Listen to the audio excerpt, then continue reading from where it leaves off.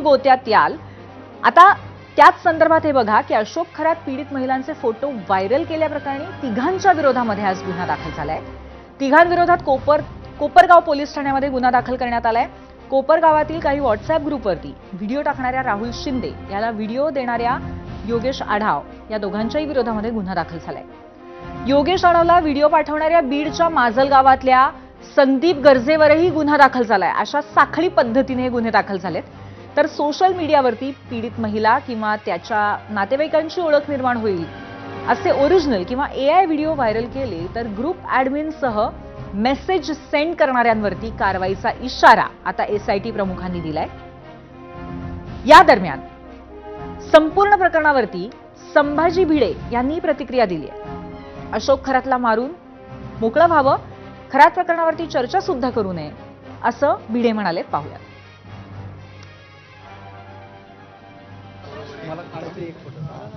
केलं ना रेकॉर्ड. मोकळं व्हावं, मारून टाकून मोकळं व्हावं, मारून टाकून मोकळं व्हावं. तर ही आहे संभाजी भिडे यांची या संपूर्ण प्रकरणावरती प्रतिक्रिया. आता स्वतःला अंकशास्त्राचा ज्योतिषी म्हणवणारा बोंधू अशोक खरात